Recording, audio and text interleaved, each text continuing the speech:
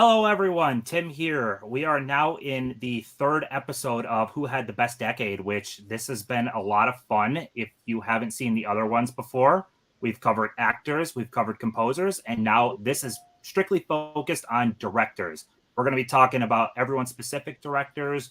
We're going to circle back to honorable mentions. This is all a director-focused stream. Got an awesome panel here, and I'm going to make them full screen and let them go introduce themselves, say whatever they got to say, and we're going to start it off with Derek, convicted cinephile.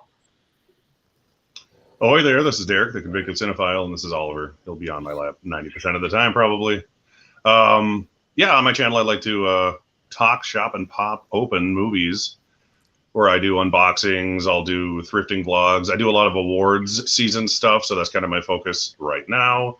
Heading up to the Oscars. I know this weekend there's the Producers and Writers and the Cinematographers Guild Awards tonight, I think, or tomorrow. So you'll be seeing me being very confused and disappointed about those results, I'm sure. So please, like, share, and subscribe to that and all the YouTube jargon that everyone always says. I'm never good with the YouTube jargon. Yeah, it takes some time. Yeah. Alrighty, Mika, it's your turn. Hi, everyone. I'm Mika, and you can follow me on Instagram at Double Horror Pack. And on my Instagram page, I love to talk about all things horror, which is my favorite movie genre. Also, on April 1st, my sister and I have an identical twin sister. We'll be starting a podcast called Double Feature Podcast, and you can follow us at Double Feet Podcast on Instagram. We'll be discussing our love of film. We'll be doing some Q&As, some actor spotlights, hopefully having some guest panelists and some film reviews. Thanks. Yeah, that sounds like a lot of fun. I'm looking forward to it. Seeing the countdown you keep posting one day sooner as each day. Yes, hopefully we don't kill each other before then. If it happened by now, you won't, probably. Alrighty, Huck, your turn. All right, we get that. Hey guys, how's it going? It's Huck. My channel's called Huck's Pop Culture Cafe.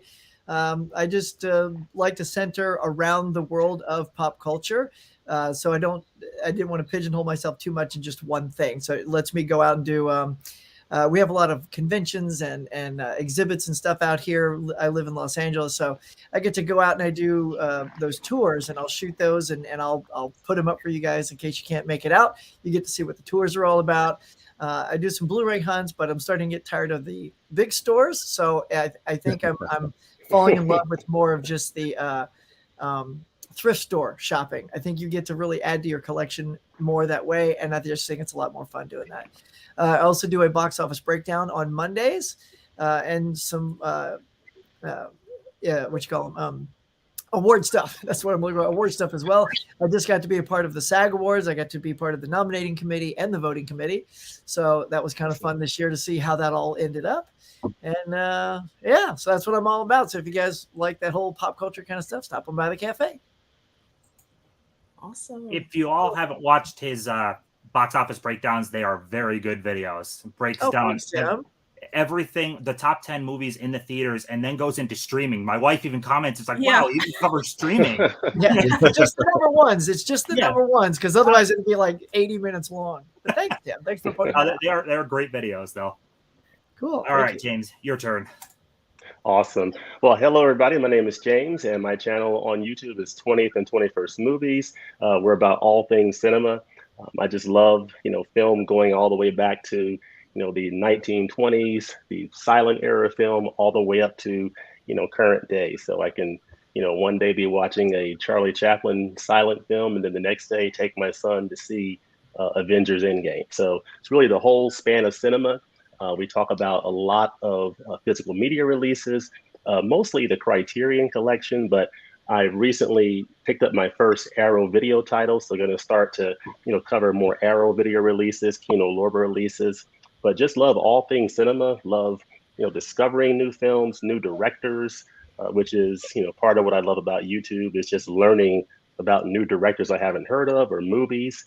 And so just continuing the discussion of film at 20th and 21st Movies. So really excited about this discussion tonight. It should be fun. Absolutely. And I gotta say, you do awesome reviews, by the way. Your Oh, reviews thank you. Yes. are very, very well done. Yeah. Oh, thank you. I want to try getting into reviews some, and then I watch people like you and some other people. It's like, I don't know if I'm good enough. I'm just shooting from the hip, you know. All right, so we're gonna make a quick run through of the comments, just see who's here, and then we'll dive into the first choice. Well, Nice. with Derek, with All his right. choice, I should say. So we got Vengeance Media here. He is Horror in 4K. If anyone doesn't know, he rebranded. I love the new name. So that is great, Matt. Oh. Thank you for being here. Tony here. Hey, Tony's in everybody's stream. He's awesome. Big supporter of hey Tony. All right. Holland Oates, howdy y'all. How you doing, Howdy. man? He's always around also. Great guy. Basement Blues again. Ooh, Mel's here. Can't wait for this jam. Have a good show, fellas. Thanks for being here, Mel. Blu-ray sis in the house. Oh, that's me. Ignore that. Southern Cinema. Looking forward to watching this, Tim. Thank you. I'm really looking forward to hearing everybody's choices. Ready for the show. Prepare for greatness. Damn, greatness. That's strong. I know. We'll try to live up to greatness. Yeah. We'll try for goodness first. Yeah. Hey, Got a Tony, question. how are you, sir? All right. Who else do we got that's different? We got Jagoda here. Jagoda Blue. What's going on, everyone? Jagoda's on so many people's streams now. People are really I know. being awesome. So just, I've already asked them a couple of times, and yeah. That did you guys watch the movie collection battle? Yeah, that was good. I didn't Yeah. see it. Yeah. That was really good. Yeah. That was so funny. Yeah, that was a blast. Oh Yeah. my god, that was good. I They love were the just tag in teams. they were in the zone together. They were just like in Shangri-La up there. It was so funny watching them. Yeah, that They were was bringing some great. heat. Yeah. I did feel for Bin Buster though when the classics Yeah. were losing. I'm like, no, Touch of Evil Yeah. lost. It was about a turn area, it looked like on that one. Look at all these great people here. Absolutely. Johnny's here. Hey Tim, how you doing, Johnny?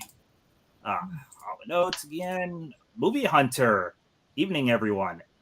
Probably one of the biggest steelbook collectors you could possibly find out there. I think he has all North American releases, I think, or damn close, but I think he completed all North American releases. That's Oh, incredible. wow. Wow. Yeah. Ridiculous. That is something. Yeah. I have like 30. I've got like 400, but that pales in comparison. And there's Bin Buster. Can't stay celebrating a birthday. Well, happy Okay. birthday to whoever it is. Yep. Happy birthday. Happy birthday. We'll watch the replay. You better. Make it a mark. Hey, everybody. Mika, get it, girl. Check out her You podcast. smell. Yeah. Huck is a total jam. Check him out. Oh, thanks, Mel. We love Mel. I agree, James. Boutique labels are killing it really recently. Get your hands on some second sight releases. Mm. Yes. Did Okay. anyone pre-order the 4K, Drive 4K? Not No. I pretty much stick to like my horror for physical media, or it'd be too much. Okay. It'd be too much. yet. Yeah. I But you know, couldn't- that might be my first second sight. I might pre-order that. Oh, I based on love Me it. that. So too. good. Because It I has- just recently saw Drive and I was like, wow, this is great. You know. It's excellent, right? I like Yeah. it a lot. That's a beautiful set, though. Oh, it is. It includes really the cool. 240-page book in it. Mhm. I mean, that's crazy. Okay. Culture Trini here. Hey, Huck's here. Hey, Huck. 100 I'm everywhere. Ken's in the house. What's up, everyone? Thank you for being Hey, here. Ken. Ken works on the weekends, so thank you for popping in. I imagine he worked a long, hard day. All righty. So, Convicted Cinephile, you ready for your choice here? Yes. All right, you going full screen? Like, I'm in the middle of a burp, but I'm good. All right. Let's go. All righty. Okay. So, yeah, as we all know, this is harder than you'd think. I tried to consciously avoid sequels in people's lists, so that made it even more difficult. The choice of mine I went with was the first thing I thought of, and I tried really hard not to pick them, and then I circled back around after looking at a dozen other people, and I chose it anyways. So, my choice has made some of the most underappreciated films of the decade that I'm going to talk about, some of which are finally being noticed about how amazing they are, luckily. I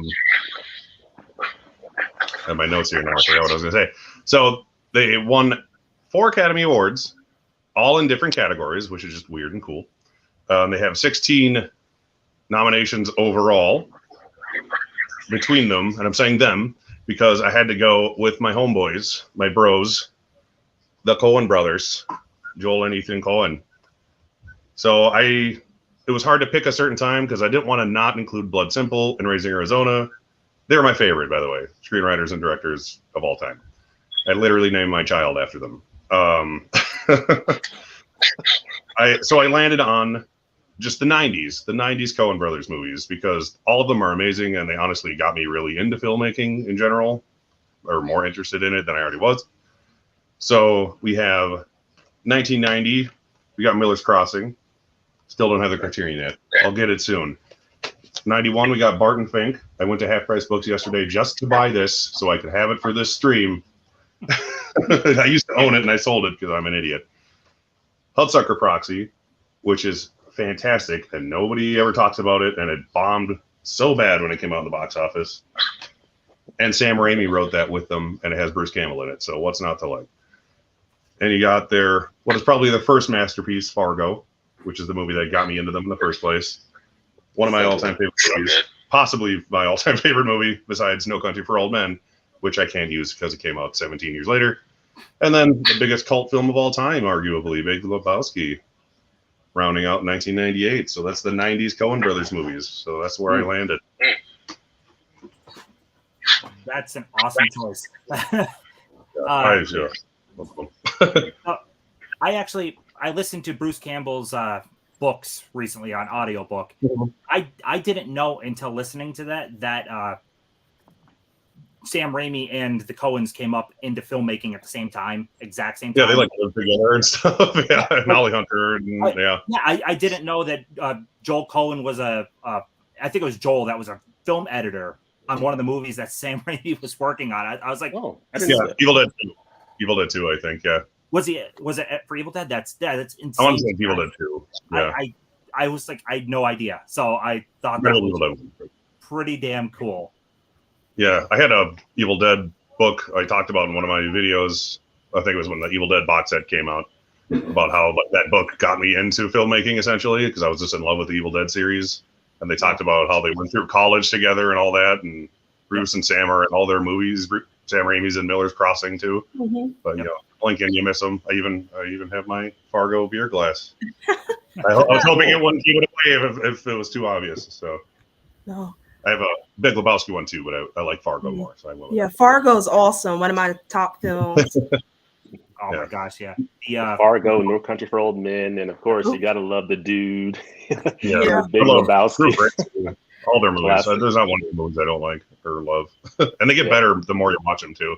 Like at first I didn't love them all, but on repeat watches their dialogue is just like razor sharp hilarious in every movie, no matter how serious it is.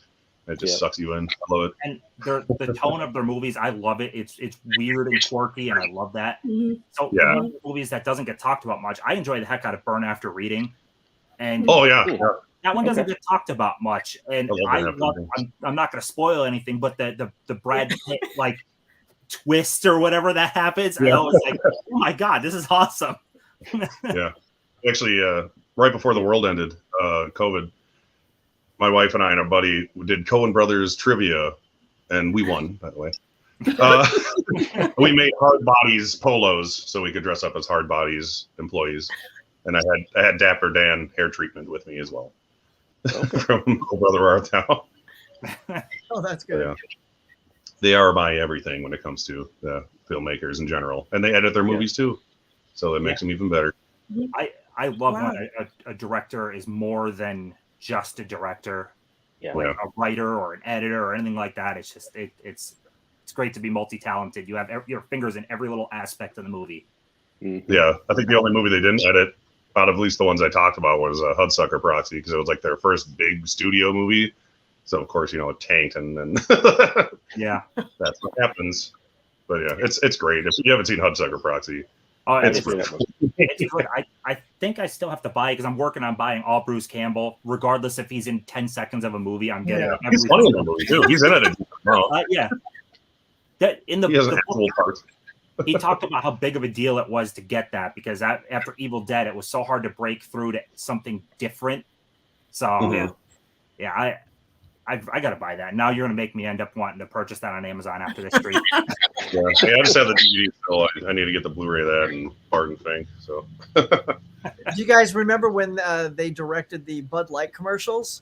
It was the time No. when the gag was, hey, you got a light, and they hand them like a lamp or a flashlight or something like that. This was like a little run for a while that was like their catch was, give me a light. It's like, no, a Bud Light. And they were the directors of those commercials. And I will tell you, I auditioned for one of those and was absolutely terrified because I know they were in the room. That never happens. It's always like a casting director. And I'm telling you, when I went in there and saw these two gods sitting there, and I'm like, I'm losing. I'm so not booking the commercial. white and turn around and But go. there they were. I was like, give me a white. My gosh, that was so. Like, Yeah. If I could have just composed myself, y'all. Get those lines out, Huck. I couldn't. It was the colors, man. Staring at me like, go ahead, Huck. I would have been crazy nervous. Mhm. Yeah. Because I knew that was their stuff. I just had no idea they'd be sitting in there. Like, anyway. No, that's awesome. really cool. Yeah. All right, so we'll run through the comments a little bit more just to see who else came. 4K D-Ray in the house. And he actually shared a story promoting this, so thank you so much for that. Ken laying on the table like he's about to do OnlyFans. Yeah.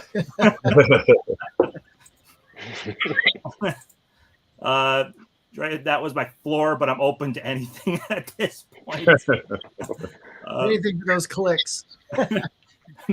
Miller's Crossing is awesome. Yeah, I got to get is. that Criterion. Yeah, I'm I watching almost that bought next. the flash out, but I was like, I'll just get a couple.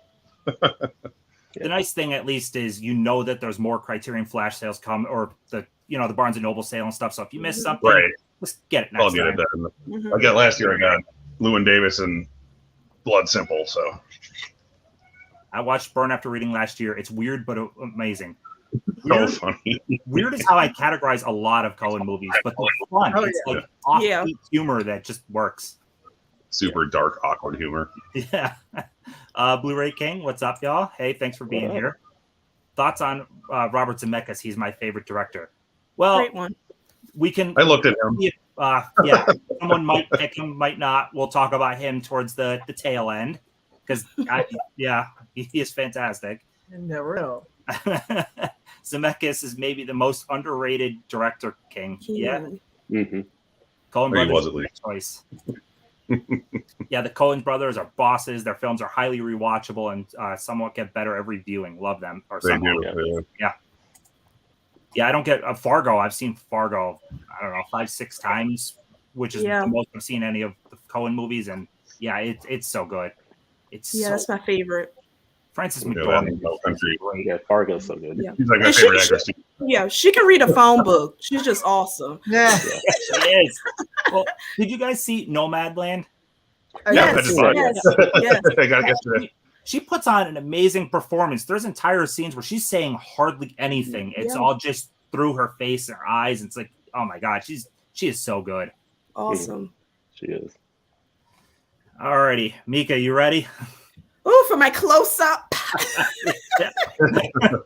Alrighty. Okay, hi everyone. So I have my notes on my paper. So, so I chose a director who's an actor turned director. He hasn't really made any big hits, probably I would say in the last 2 decades. But the time period, the decade that I was looking at, he really threw out some classics. I'm really big into nostalgia. I grew up in the 80s and the 90s. And pretty much everything he touched and that came out during that period, I really, really enjoyed. And I loved this decade particularly because it was an eclectic mix. So I'm going to start, and that director is Rob Reiner. Nice. So for 1984, one of the grandfathers, I think, of all mockumentaries was This Is Spinal Tap. 1985, we had The Sure Thing, romantic teen comedy, which I think was really great for that time period because it was, to me, an actually good teen romance. And we had a young John Cusack, a Daphne Zuniga, a Nicolette Sheridan, all-star cast, Tim Robbins. 1986 followed that up with Stand By Me. And I do have a physical release of that one because it's based on my guy, Stephen King's novella, The Body. And that starred River Phoenix, Corey Feldman, Jerry O'Connell, Kiefer Sutherland, another just great cast.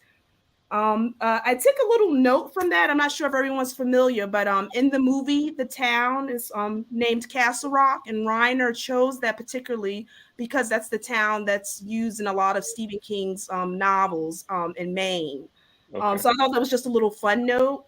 Also, the film was overlooked in the Oscars, even though Reiner, got Golden Globe nominations, GGA nominations. I think for this film, the only thing that was nominated for an Oscar was the adapted screenplay. Then in 1987, also another favorite of mine, romantic comedy, fantasy adventure, and that's The Princess Bride. Oh. And that has Carrie Elways, Robin Wright, Mandy Patinkin, Chris Sarandon, Christopher Guice. So another all-star cast: Fred Savage, Peter Falk, Billy Crystal, goes on and on. And as we know, Carrie Elways stars as the young Wesley. Robin Wright, Buttercup, a film I hold dear to my heart. The great thing about this film was just, until this day, it's just endlessly quotable. So that was a great one during that time period. Then 1989, one of my favorite romantic comedies was When Harry Met Sally. So with Meg Ryan, Billy Crystal, and also another favorite of mine, Carrie Fisher. So during this time, this set to me kind of the gold standard for romantic comedies because it didn't look at those conventional cliches. It kind of put, men and women on equal footing and kind of balanced itself with, a great banter and quick-witted humor in this film. So I really loved it. It ranks number 6 on AFI's best romantic comedies of all time, which I thought was pretty cool. Reiner again got DGA nominations and Golden Globe nominations for this as well, but also this was kind of snubbed for him in that Best Director category as well. Then in 1990, I got to have a physical release for that. Got My Misery. Oh, yeah. With James Caan and Kathy Bates and another favorite of mine, Lauren Bacall as well. And the fun fact we know as well, this was based off of Stephen King's book Misery. And a fun fact that I found out, which was really, really cool, I'm not sure if everyone knows, was that Stephen King loved what Reiner did so well with Stand By Me that he would not let any other director touch Misery but Rob Reiner. And he particularly requested him and would not let that come to screen if he wasn't directing it. So I thought that was pretty cool. And also, too, I didn't know that Rob Reiner named his production company Castle Rock Entertainment also after Stephen King's Castle Rock from his stories. So the two have a really great relationship, and you wouldn't think so, but I thought that was pretty cool. And then to wrap it up, 1992, he directed A Few Good Men, and I think that's also one of the best military courtroom dramas. One of the best lines in film history to me with Jack Nicholson, and you can't handle the truth. And just another all-star cast: Kiefer Sutherland, Kevin Bacon, Demi Moore, Jack Nicholson. So I think all throughout that whole time period, straight bangers. Damn. Awesome. Yeah. I didn't even look at him. I didn't think about him either. Oh my gosh. That's awesome. Yeah.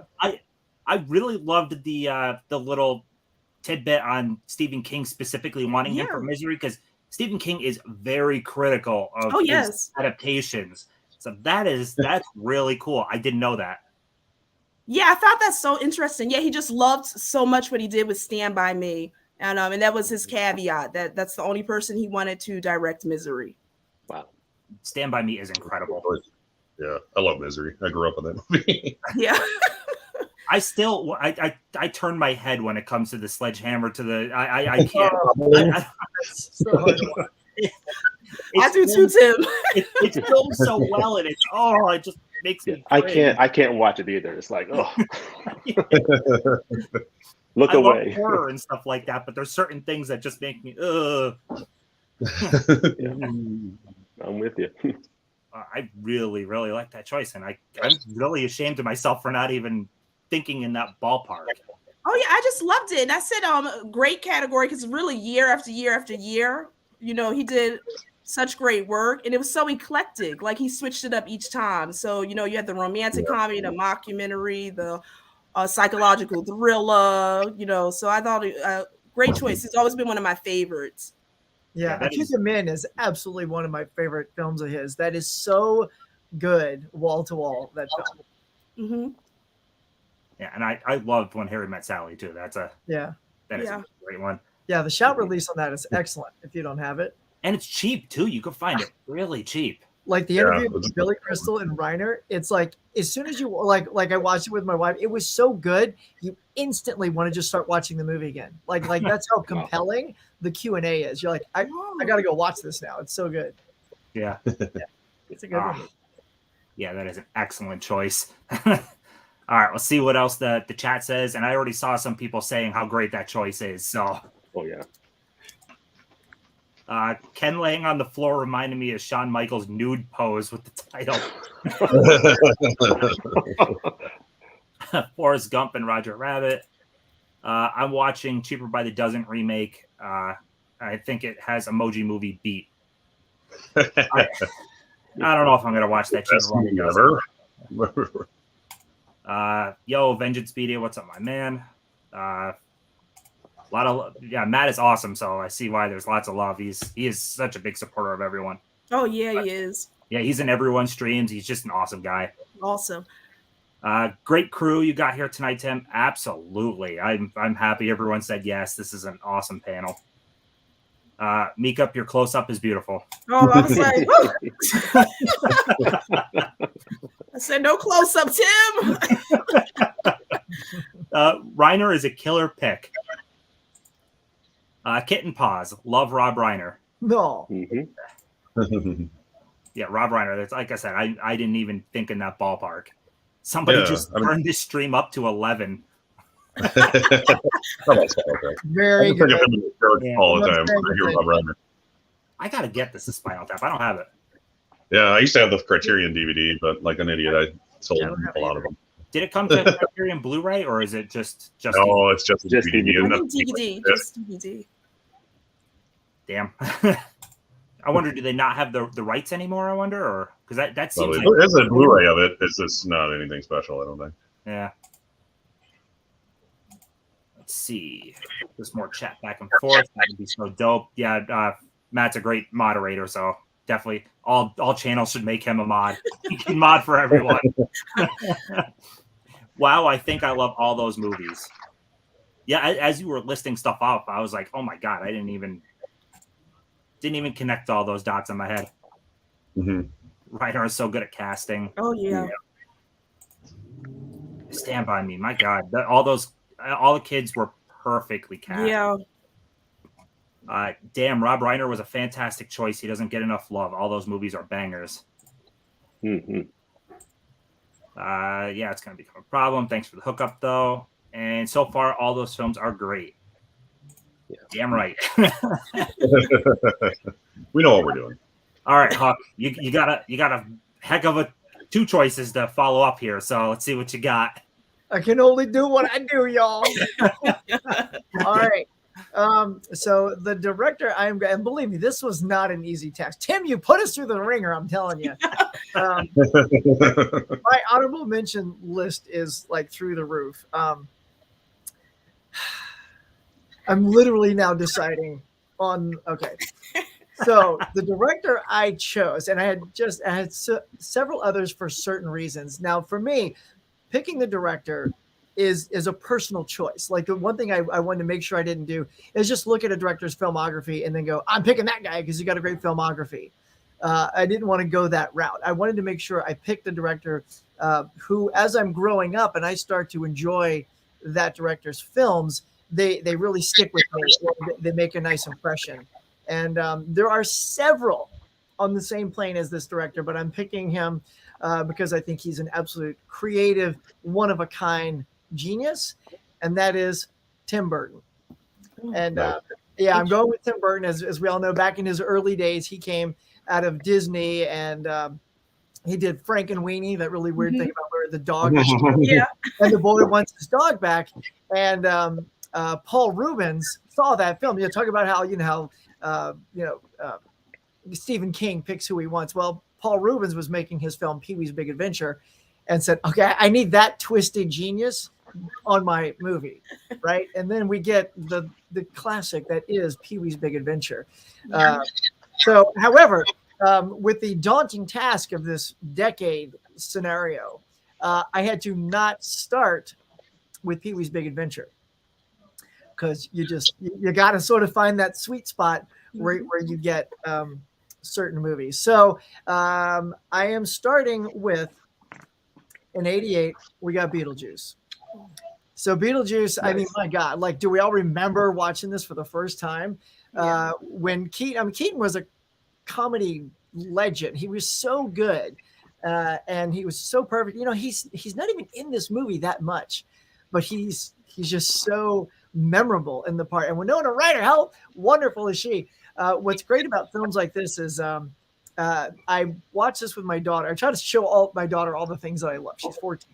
And I played her Beetlejuice. And man, we loved it. And there's nothing greater than watching Captain O'Hare, you know, dancing around that table. You said that. I mean, like, that scene alone, I could watch Captain O'Hare just dance with a neck bobbing all day long. So, and that gave us Gina Davis and Alec Baldwin. I mean, my gosh, it started this springboard to so many great careers in that one movie. Mm-hmm. In fact, that movie was so pivotal that it created this movie, Batman. Oh, yeah. Right? That's the next film he comes out with, and he pissed off all the fanboys when he said Michael Keaton's going to be Batman. And you could hear the collective, Beetlejuice is going to be Batman? Hell yeah, he is. I mean, man, just hangless. And I remember that, the trailer, when that trailer dropped, man, the fandom exploded. People, and I was guilty of this. I went to any movie that was showing the Batman trailer, and the trailer was still raw. I remember that the sounds weren't sweetened yet. You could tell it sounded like it was literally sound taken right off the set, and they popped that out to shut those fans up and said, "This is gonna be a good movie."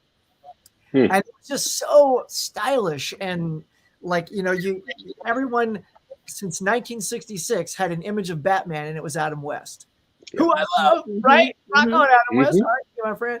But in the 80s, the comic had the Dark Knight adaptation from Frank Miller, so that's where we had to go. We had to get there at some point, and it took a while, but Burton was finally the guy that pulled it off. And man, that was just Jack Nicholson as the Joker. I mean, yeah. Talk about a scene steal. The guy got his name over Michael Keaton, who's playing Batman. What the hell? Michael Keaton's like, hang on, it's not called the Joker, right? Yeah. So, and because we're going in that order, I'll keep holding this up because it rolls right into Batman Returns. That's the film he does after this, which also, by the way, I mean, Danny DeVito is the freaking Penguin. What a genius casting. Like, not a soul ever could do better than that. And luminous Michelle Pfeiffer. Yes. As Catwoman. Good God almighty. She was something else. I mean, Good stuff, man. And you know, I liked his you know, updating things in this. The suit changed up a little bit, probably so Michael Keaton could actually turn his head in the suit. Yeah, you ever notice that? Like all the Batman movies nowadays, it's designed so they can turn their head. Probably a smart thing if you're a crime fighter. You don't want to get snuck up on the sides. You're like, you know. So, all right. So that is the run of Batman there. And then coming up next is this absolutely delightful fairy tale. I put it in the same echelon, Mika, that you have with The Princess Bride, and that's Edward Scissorhands. Oh yeah. Right? This thing was just, it's weird. Like if you don't like weird stuff, I don't think you dig Tim Burton. Yeah. And this is, you know, first one to have Johnny Depp in it.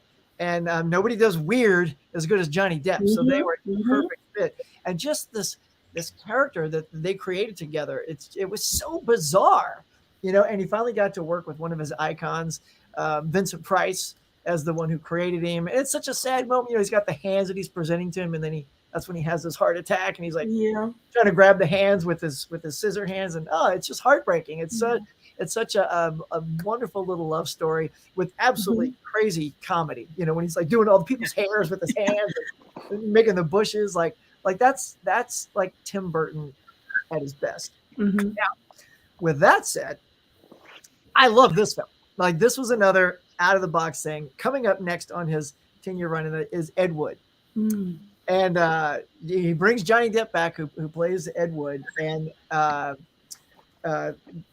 let's see, I know I'm going to blank on his name. It's come on. Oh, Martin Landau, of course, Martin Landau. Playing Bela Lugosi was so good. I know when I saw this in the theater, as soon as I saw Martin Landau rolling around, you know, pull the string, and he's wrestling with the squid. I'm like, oh my God, that guy's going to win the Academy Award. I guarantee it. And sure enough, I was right. Because this is such a strange film about a strange filmmaker. But I adored this film. And then ending up the 10-year roll, and you can't end it with a weirder film than Mars Attacks. Oh yeah. Oh, I mean, right? I mean, what's funny is this film is not for everyone. It's just like, I know my wife is even like, she loves all these, but this one doesn't click with her. But it's just weird enough. I love the cast is huge. You got Jack Nicholson, Glenn playing two roles, by the way. Glenn Close, Annette Bening, Pierce Brosnan, Danny DeVito, Sarah Jessica Parker, Michael J. Fox. I mean, you know, the list just keeps coming. And when I first saw it, you know, you just have these guys that are like, act. Like, that's all they say, but with inflection. And then the woman who ended up becoming his wife, and I think she also played, you know, Vampira in this film. What's her name on it? No, it's not going to be. You guys know it off the top of your head? What is Lisa it? Marie. Yeah. Lisa Marie. Yeah. My God, she was so intriguing. Like, helping on the gum so that she didn't like turn into the thing. I'm like, this woman's interesting without saying anything. But, you know, and then, you know, if you keep going, I know we're sticking to the 10, but for me, and I know it's not a popular thing, but I like the hell out of his Planet of the Apes. I really did. I'm a fan of makeup prosthetics. Like, I'm a fan of the original Planet of the Apes. I love when actors can take a prosthetic and bring it to life. I'm just a huge fan of that.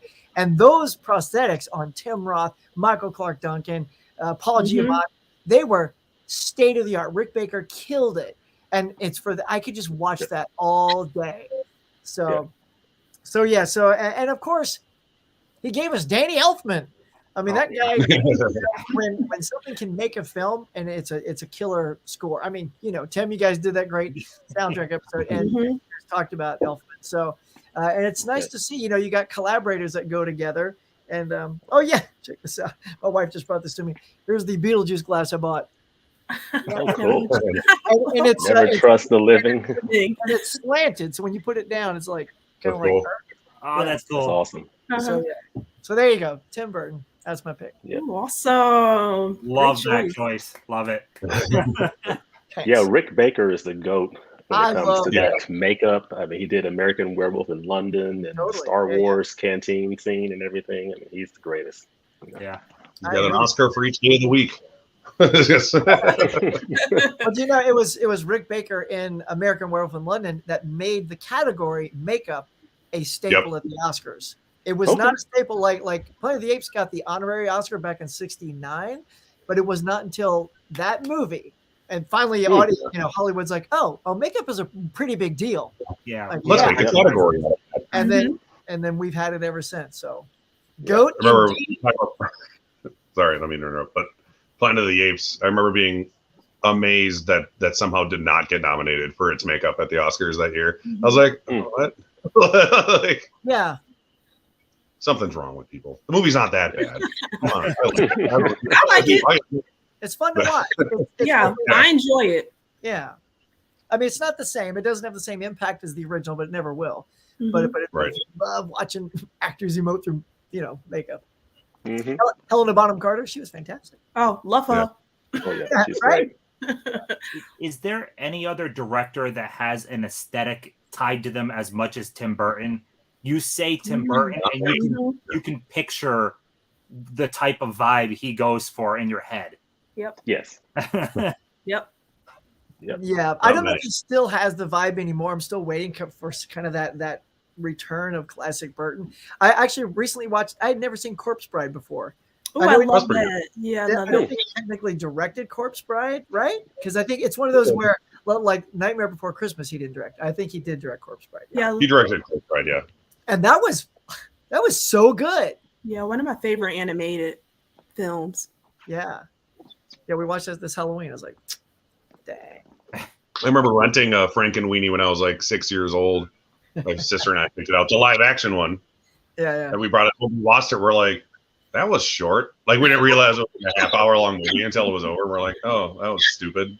Why did we buy it? Yeah, I grew up on Burton. Yeah. The only reason I didn't pick him, honestly, is because I was trying to avoid people with sequels. And since he did both the Batman movies, I didn't go with him. Michael Keaton for life, though. His Batman. Oh, yeah. Mr. Mom is Batman. Exactly. Right. 220, 221, whatever it takes. But it just. By the way, has anyone on here seen the new Batman? And if so, what do you think about I'm it? actually going tomorrow. I'm excited. I liked it a lot. Yeah. Hopefully I haven't seen it yet. I saw last Saturday. I'm going to go tomorrow. It's ironic because actually my Hawaiian shirt's actually Batman. I don't know if you can tell, but it's like, Oh, nice. Batman. Let me make it full screen. There it is. There's Batman. Oh, that's cool. Oh, look at that. There's Batman. and Robin. Wait, there it is. That's awesome. There you go. That's cool. I just picked that up today. I'm like, I'm going to wear it on the show. There you go. But Burton was a great example too, where like you don't need a director that did a movie a year for it to be a great decade. You only named 5 movies, right? That's right. Yep. That's it. But they're great. So, so that is excellent. And Mars Attacks, man, I need to rewatch that. I loved it. It's so weird. It is. It's very odd. I love when the humankind tries making first contact and it just vaporizes them. Yeah, well, the first thing is they throw the dove in the air for peace, and then they Yeah. throw the dove. I'm like, what? Dove's like dead. Oh my god, that is such an awesome choice, though. All right, let's see what the comments say. And there's a lot of love for Beetlejuice and stuff in the comments. Oh yeah. I love you all. Truly, one big family. Yeah, the whole media collecting community. It's just one big family. No 2000s Burton. LOL. Hey, Big Fish is great. What is? Oh, Big Fish. Big yeah. Fish. Oh yeah. It was out of my decade though, so. Other than that, yes, they're all bad. Big Fish is Beetlejuice great. in my all-time top 5.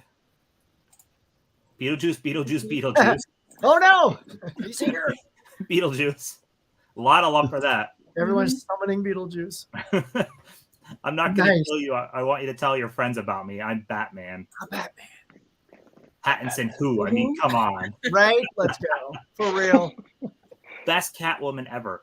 I Yep. think I saw she actually learned the whip herself. I didn't know that was actually her. Yeah, she did. Yep. That's crazy. That is She's so good. She's that is really good real. at it. That's commitment to the role. Mm-hmm. Who, Michelle Pfeiffer or? Yeah, Michelle Pfeiffer. Yeah. Oh, yeah, Yeah. she actually learned it herself. Because there's footage of like on the set footage of her just whipping it around and like hitting perfectly what she's going for. Yeah, she actually did not too long ago on her Instagram. She whipped back out the whip. Still has it. Oh. Still has it. That's great. That's cool.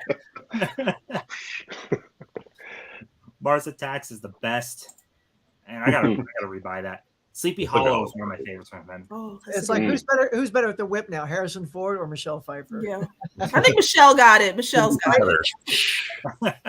it. Great director of their decade, Huck. I wasn't a big fan of Tim Burton when I was younger, but as I get older, I've become a huge fan of his. Same. Yeah, so I actually love the Batman stuff, but I think when I was younger, I think his weirdness didn't click with me, but it's something I've come to appreciate as I've gotten older. I did love his weirdness in Batman, though. Oh my god, it works. Yeah, I grew up on Beetlejuice and Pee-wee, and Batman, obviously. So yes. Hawaiian shirt is Batman on vacation. That's it. Yeah. Still in this costume. Yeah, I've seen it, James. It's very good, and I'd give it a 4.5 out of 5. Okay. I've been hearing great things, so I'm excited. Yeah. I gave it a That's my 4. Yeah, I asked my son if he wanted to go with me, and he said, "Nah, I don't want to go." Come on, man, it's a Batman. We actually had Why? tickets for last Saturday, but that's when we had a pretty decent amount of snow. I mean, it's all gone now, but it was like 7 inches, and I'm like, it's not really worth going to the theater with 7 inches of snow for a movie. I'll see it. I still would have melted by the time the movie was over. It's I know. long. 3 hours. It doesn't feel like it's 3 hours long though. It's a great movie. It's a great movie. Yeah. Okay. I gotta get it. I really like it. It's 7 with Batman. That's what it is. I did buy the Mondo score though, because Mondo put the score up on vinyl. I did buy that. Oh, cool. Yeah. It's a good score. Yeah. Yeah. I ended up listening to it separately because I don't normally like to do that.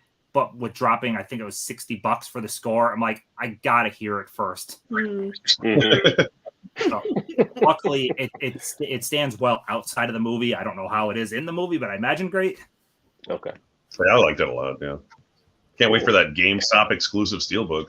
Oh, I'm foreseeing for GameStop. Yeah, you're gonna be outside probably waiting in lines for that. I didn't know they were getting an exclusive I can get that one. They're getting an exclusive steelbook for the movie? Yeah, for GameStop is like the first one I posted. GameStop. It's like, okay. I've never heard. I didn't see that. That's crazy. It looks nice. It looks really nice. It is cool. It's a cool steelbook, actually. Yeah. Okay. That must be like a Think Geek part of them trying to maximize on it because they own Think Geek. Yeah. Oh. All righty, James, you ready? I'm ready. All right. I'm ready. All right. So for my choice, and we're gonna talk about some honorable mentions too in the next round. Is that what we're gonna do? Yep. Okay. So I am so happy that nobody took my first choice because I did have second, third, fourth, down to I think 7 alternates. So but I get to go with my first choice, and this is my personal favorite director of all time. And this is a director that, for me, I've loved his work even before I watched his movies. So when I was a kid, my mom and I loved his TV show. He had a syndicated show. He was known as the master of suspense, of course, Sir Alfred Hitchcock, and I loved his TV show Alfred Hitchcock Presents. And when I became an adult, started to get into his movies, and he's just my favorite director of all time. He goes back to his early days when he started off he's from the UK, and so he started doing his films in Britain. For Gaumont Pictures Corporation, doing films like The Lodger and The Lady Vanishes, and then eventually moved to the United States. So I'm going to cover the decade of 1954 to 1963, which is about 30 years after he had already been making films for almost 30 years and really hit this epic time in his career. So he had already done great films like Rebecca and Notorious, which I think might be his best film, possibly. But I'm going to go with 1954 to 1963. And most of the films are in this classics collection. So in 1954, you got Rear Window. Yeah. You got Jimmy Stewart and Grace Kelly in this, and Thelma Schumacher. No, Thelma, not Thelma Schumacher. Thelma Ritter. Thelma Schumacher is a film editor. But, that's a Scorsese editor, yeah. For Martin Scorsese. No, Thelma Ritter, she's wonderful. She is absolutely fantastic. I saw her on Pickup on South Street, and she is just was a brilliant actress.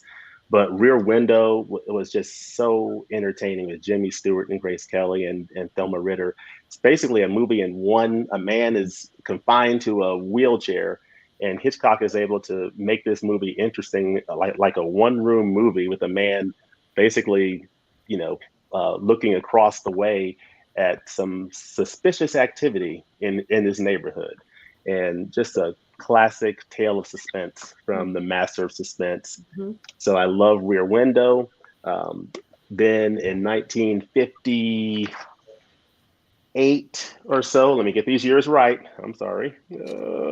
So 1954 with Rear Window. Then I'm going to go to 1958 with Vertigo with James Stewart again.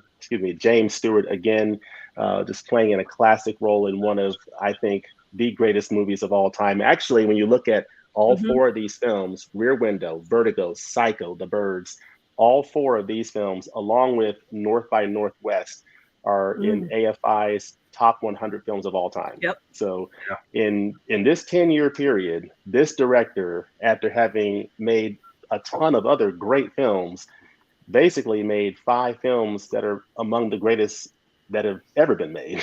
And I just love all of them. So Rear Window is amazing. Vertigo and Psycho, his collaborations with composer Bernard Herrmann.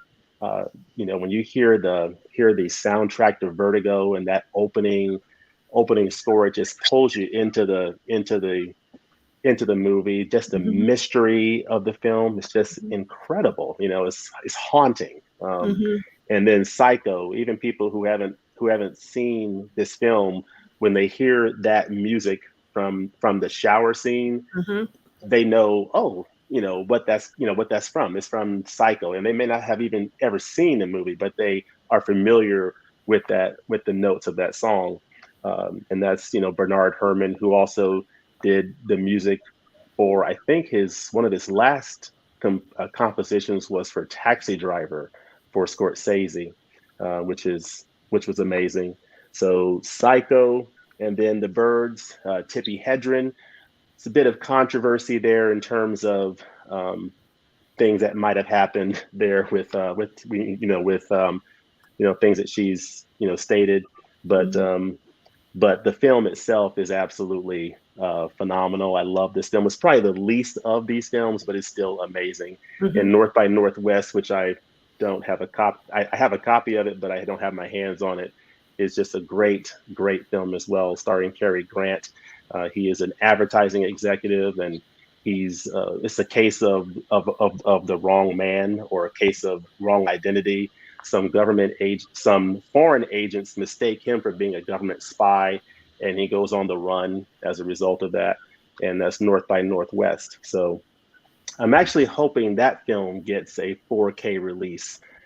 Fingers crossed that we'll get a 4K of North by Northwest sometime this year. But if you don't have this set here, this 4K set of Hitchcock's films, definitely pick it up if you are interested in the master of suspense. So I'm actually shocked that this hasn't already been taken. So I was very happy when I heard Tim Burton and Rob Reiner. I was like, oh, this is great. This is great. I'm going to get my guy, but yeah, for me, when I rank directors, Hitchcock is like up there, number one. Of course, Stanley Kubrick's in there, Akira Kurosawa, they're in that top 5, but this one is, separated from the rest. He's just, for me, the greatest of all time. So those are my 5. Nice. Alfred Hitchcock. Awesome. Yeah, that was he was one of my alternatives. Absolutely killer. I mean, you might even be able to tell with the glare, but I'm looking at a Vertigo one sheet. Right. Oh, behind the me. poster, yeah. Yeah. Hitchcock is amazing. oh yeah. So, Yeah. what is even outside of that decade? What is your favorite overall Hitchcock movie, and your least favorite? Do you Mine? know? For me, I would say probably Notorious and Rebecca would be up there. As your favorites? My favorites, yeah. I think Notorious, I mean, if you ask people what is his best film, most people will say Vertigo or Psycho. But there's a lot of people that think Notorious may be his best film, and I wouldn't It's argue with them. incredible. Yeah, It's incredible. just a fantastic film. He was a genius. Do you have a least favorite? I can't say that I do. Yeah, I love all his films. There was a recent Warner Archive release of Stage Fright that I picked up, and I saw I think I saw the review from Ken from Mid Level Media did a review of it. I was like, oh, I think I'll pick that up, and I loved it. I had never seen that Hitchcock before, so I've never seen a film of his I didn't like. So I can't say that I dislike any of them. I just love his craft. It's just fantastic. I'm not crazy on family plot, but it's not bad by any means. I think it's just because it's Hitchcock. Something of not great caliber from him is still really good. You know what I mean? Right. Yeah. So the new 4K box set that's coming out, like Oh, that. saw Oh that. yeah. Oh yeah, I saw that. It's like Yeah. volume 2 of Volume this. 2. Yeah. Yep. Yeah. Yep. So It's I've already pre-ordered it. I'm it's a excited about solid list of movies. I am disappointed there's no Rope in there. Rope is my favorite for. it. Yes, I love Rope. It is. I love Rope too. It's I haven't incredible. seen it. I've been meaning to watch it for years. I've had this for God, since it came out. I've had this set, and I've probably watched 5 movies out of it. So I gotta watch Stage Fright because I haven't seen that one. Yeah, it's really good. Yeah. It's really good. With There's some controversy around how the story is constructed, but when I watched it, I had no problem with the decision that they made. In terms of how they, did the story. So I like it. Does anyone have a lesser known one that they love from him? We already said Stage Fright, but is there any other ones that pop out? Because for me, The Man Who Knew Too Much doesn't really get talked about all that much. I love that one. Yeah, that has a great Criterion release. Really nice restoration demonstration on that. Yeah. So it's really good. You never hear that And he one? actually did a remake of it too, but I like the original one with Peter Lorre. It's really good. Yeah. They're both good. I actually prefer the James Stewart. It's there's something about all 3 movies. It was 3, right? 3 or 4 that they worked together. Yeah, he did Rear Window, Man Who Vertigo, Man Who Knew Too Much. I think it's 3. 3 or 4. Yeah. But they're all great. They are a great combo. Yeah. Yeah, actually, Hitchcock was a hole in my filmography for some reason. I bought the same thing you have, Derek, because I'm like, when that came out on Amazon Prime Day, it was like $50. I'm like, you get all those movies and the TV shows. So I'm slowly I can't wait. It's for me, it's all brand new, so I get to sort of experience Hitchcock like right now. That's awesome. Yeah, I'm excited. I'll have to go back and rewatch. Yeah, Is everybody grabbing it? I love this You set. got the house one, nice. Yeah. I Oh love yeah, I love that set, Tim. Yeah. Yeah, it's excellent. And then It's the same set, older, but it's just different packaging. Yeah. that's an older DVD set. Nice. Oh, Oh, nice. I love This that one's haunted house. That haunted house is great. Yeah, Yeah, this I love is some it. different stuff. Lifeboats on here. You don't see Lifeboat pop Oh. up on too much of the stuff. Oh, cool. The Yeah, I have Paradise one of those. Case. Yeah, it's good. Yeah, I have one of those Thanks. old Yeah, Milk Crate AFI DVD 100 sets. It's good stuff. Yeah. Yeah. I at seriously that. thought about picking him, so Yeah. I'm glad. I looked at them, but No, we're I hadn't doing watched good. them I said myself, we're doing but, good with Yeah. picking different Listen. directors. Good job, Yeah. team. And Can't wait to see what Tim's got. yeah, no one picked either one of my top 2 choices, so Ooh. I could actually mention my honorable mention when we go back around to that. So Nice. we'll go to the comments now, and Michelle Pfeiffer with the whip skills, meow. Yeah. Meow. Had to get Psycho in there. Yeah, I mean, It's the only movie that ever creeped me out as a kid. It's surprising. I love it. It's in my top 10 of his movies, but it wouldn't crack my top 5. Yeah. Rear Window is one of my favorites. Grace Kelly was not only beautiful but unexpectedly funny. Yes. Yeah. Grace Kelly was amazing. It's shame we didn't get more movies from her. Yeah. Like, oh my gosh, she was wonderful. Mm-hmm. I love. I'm with you, James. Hoping for 4K and North by Northwest soon. And Notorious would look stunning too. Yeah, it would. North by Northwest. It's who owns that one? That can't come out from Paramount. That's Universal maybe or MGM. It's someone different. But it might have got licensed for past sets, but there's a reason why it can't be included in like these newer 4K sets. But it's so good. Mm-hmm. When he's running away and the plane comes from the plane, yeah. Oh my goodness, that's shot so well, and it's so good. I love Rebecca. Yeah, fantastic. Mm-hmm. I mean, Rebecca. Yeah. To Catch a Thief is great. The Paramount Presents release is fantastic. I love Rebecca. It's my first name too. Rebecca Kitten Paws. And Rebecca is his only film that won Best Picture of his films. Yeah.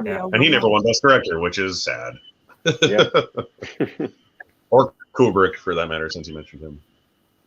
Hitchcock's set announcement was a nice surprise. Yeah, I'm hoping they keep going with them and release everything they possibly can. Yeah, me too. The fact that they put like something like Family Plot in set 2, I would hope means they're gonna keep going, because that to me that's like much later set type movie. You know what I mean? Mm-hmm. The Wrong Man is unsung. Spellbound is yes, it really is. Yeah. Ingrid Bergman was so good. Yeah, I'm still waiting for that Criterion announcement for that, because they've done Notorious and Rebecca in sort of in spine number order. Spellbound is right there with them, so I'm hoping that'll come sometime this year or maybe next year.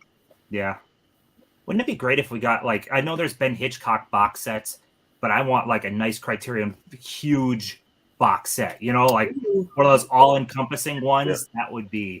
That would be amazing. Yeah, that would really be great. We'll all buy complete Hitchcock, all in 4K for $300. Worth it for that, though. I got the Hitchcock set. It's beautiful. It really is. And I think a lot of people were waiting on that. This House of Hitchcock. I think people were waiting for it to drop in price. Yeah, it didn't really, and it kind of just vanished. Mm-hmm. You don't really see it pop up much. The Trouble About Harry is so funny, and few people know about it. That's a good one. I actually have a screen print poster for that one. Nice. Question for Mika: have you seen X yet? And what do you think?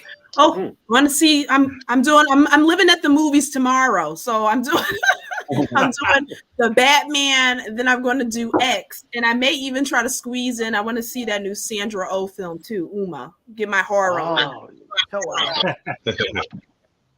I'm hopeful for X because Ty West. Good.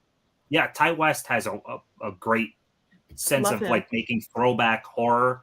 I freaking adore The Innkeepers. Me too. I do too. So I think that's so underrated. Yep. It's basically a yearly watch for me. We watch it every Halloween. Mm-hmm. House of the Devil was surprisingly good. I watched that on Joe Bob's last night, and then those two movies are the only cat hair all over. Those are the only two movies I've ever found at FYE. They were like $5, and they were normally like $20-something on Amazon. I was like, oh, I'll get these, but everything else at FYE is, MSRP marked. So Innkeepers is always dirt cheap there. It's like $4.99 all the time. Yeah, it was $5 when I got it. Yeah. Spellbound is a fantastic Hitchcock film. I have absolutely adore Ingrid, and now I love to watch her daughter Isabella Rossellini. Mm-hmm. And love that. All right, so we'll go with mine, my top choice, and then we'll go around with honorable mentions and see what people think of mine. Okay. I know what it is. Yeah, you figured it out. So I am a huge 80s fan when it comes to movies. 80s is by far my favorite decade, without a doubt. And one of my favorite type of genres is coming of age type movies. I love coming of age movies. And who is better at it than John Hughes? Yeah. Oh, yes. I freaking love John Hughes. And what's crazy is we only got 8 movies from him. In his entire career as a director, we only got 8 movies. So the span I'm picking is 1983 through 92, just to get 10 years. But his first directing movie isn't until 84. He did 16 Candles in 84. 85 was Breakfast Club. 85 was also Weird Science. 86 is Ferris Bueller's Day Off, one of my all-time favorite movies. Planes, Trains, and Automobiles is in 87, which that movie is So good. So good. Yeah. She's Having a Baby is in 88. Uncle Buck is in 89. And Curly Sue is in 91. Now, that's a great list of movies just for directing. And this is focused on directors, but he was a hell of a writer, too. So I have to throw out the fact that in between doing all that, in 83, he's the writer for Vacation, the writer for Mr. Mom, the writer for Pretty in Pink in 86, Some Kind of Wonderful in 87, Great Outdoors in 88, Christmas Vacation in 89, Home Alone in 90, and Beethoven in 92, just within that 10-year span. It is insane the amount of influence he had. And he kind of just gave it all up around 94. He kind of just went off secluded and wasn't really part of Hollywood anymore for the most part. And it's a shame we didn't get more from him. I absolutely loved his movies. They're endlessly rewatchable for me. I know Ken said he didn't love 16 Candles much, and I freaking love 16 Candles.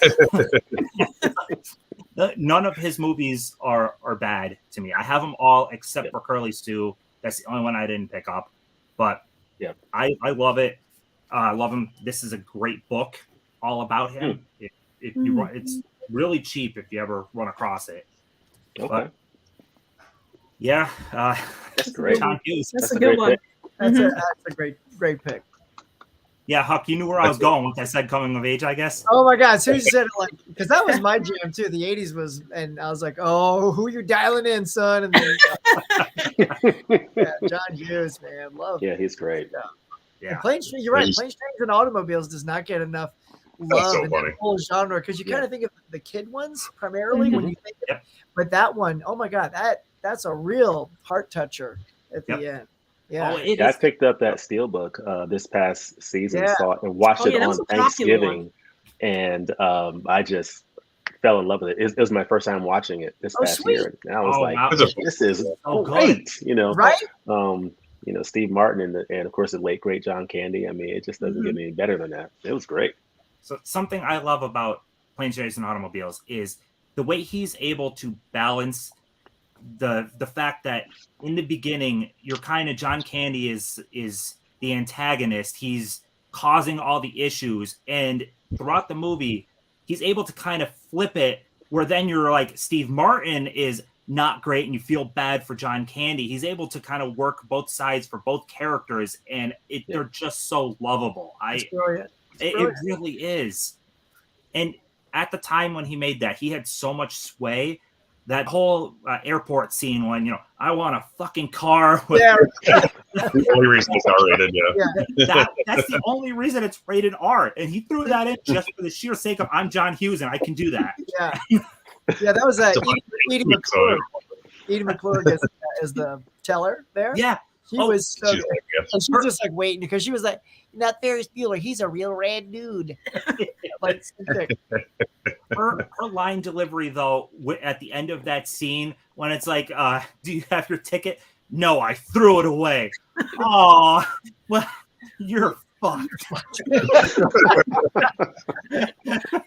was so good. Yeah. It's so funny. Yeah, I feel bad that, after I deduced that it was John Hughes, when you told me all of his films are in one decade, and I'm like, oh. I don't own any of his movies, which I think is the weirdest thing. I don't own any John Hughes movies. Oh. And you How that soon. did you figure it out, though? Just because I said all his movies were in the same decade, or? Well, you said that, and then I was just like looking for like a backup person, right after you said that, and I was looking at a list and I saw John Hughes, and it just like clicked in my head. I was like, oh, he only did like 8 movies, and they're all in the 80s. I bet it's him. And I looked, like, yep. I didn't say it because I didn't want to completely spoil it, but that's why I Good move. picked. Nice move.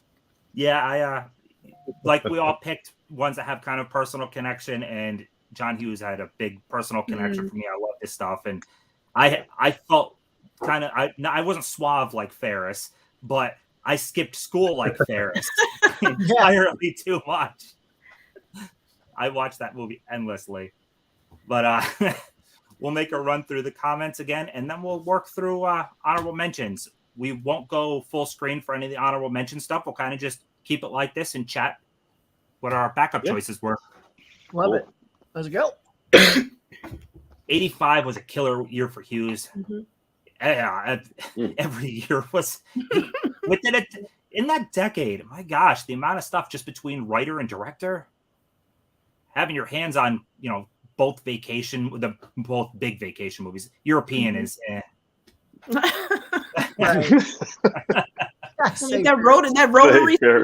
rotary scene, Tim.